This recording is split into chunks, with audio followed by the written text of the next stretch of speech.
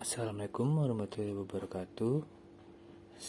Kali ini saya akan mempresentasikan mata kuliah Ekonomi Manajerial dengan judul Aspek Pasar dan Strategi Bersaing dengan dosen pengampu Bapak Imhar MM.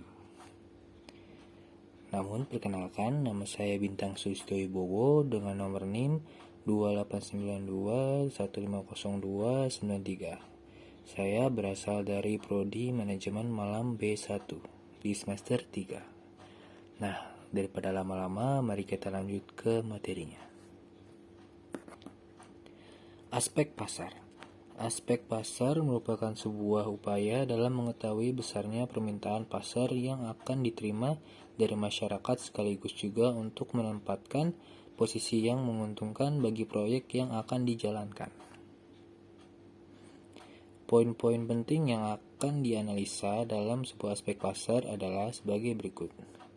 Yang pertama, permintaan pasar terhadap produk yang akan disediakan. Yang kedua, uraian analisis tingkat persaingan sekaligus strategi dalam pemasaran produk. Yang terakhir, hasil metode dari aspek pasar yang dapat memenangkan produk di tengah persaingan. Penawaran diartikan sebagai kuantitas barang yang ditawarkan di pasar pada berbagai tingkat harga.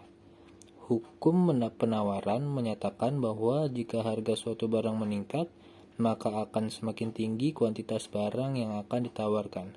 Begitupun sebaliknya, jika harga suatu barang menurun, maka akan semakin turun kuantitas barang yang akan ditawarkan. Permintaan dapat diartikan sebagai jumlah barang yang dibutuhkan konsumen yang mempunyai kemampuan untuk membeli pada berbagai tingkat harga. Hukum permintaan menyatakan bahwa jika harga suatu barang meningkat, maka kuantitas barang yang diminta akan berkurang. Begitupun sebaliknya, bila harga barang yang diminta menurun, maka kuantitas barang yang diminta akan naik. Bentuk pasar dapat dilihat dari sisi produsen dan sisi konsumen. Dari sisi produsen, pasar dapat dibedakan atas pasar persaingan sempurna, persaingan monopolis, oligopoli, dan monopoli. Sedangkan pasar dilihat dari sisi konsumen dapat dibedakan menjadi 4 bentuk, yakni pasar konsumen, pasar industri, pasar penjual kembali atau reseller, dan pasar pemerintah. Mengukur dan meramalkan permintaan.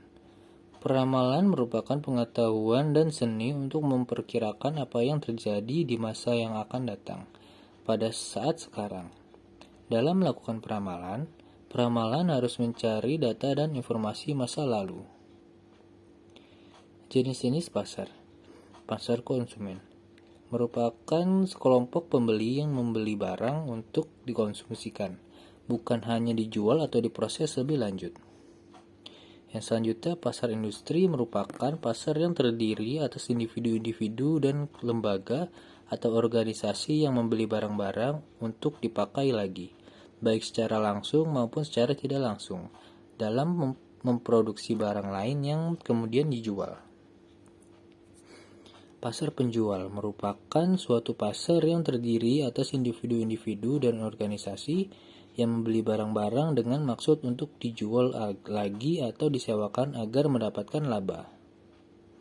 Yang terakhir, pasar pemerintah merupakan pasar di mana terdapat lembaga-lembaga pemerintah seperti departemen, direktorat, kantor-kantor dinas, dan instalasi lainnya. Strategi bersaing. Strategi bersaing merupakan suatu pendekatan jangka panjang yang digunakan suatu bisnis untuk memperoleh keunggulan kompetitif di mata target konsumen mereka. Dengan menyusun strategi bersaing yang efektif akan membantu perusahaan dalam mengembangkan, meningkatkan, dan memanfaatkan satu atau lebih keunggulan bersaing. Tipe-tipe strategi bersaing. Yang pertama, strategi keunggulan biaya. Dalam tipe strategi keunggulan biaya, tujuan utamanya adalah supaya perusahaan Anda dapat melakukan proses produksi dengan biaya terendah. Hal ini bisa dicapai melalui produksi skala besar, di mana perusahaan Anda harus mampu memanfaatkan skala ekonomi.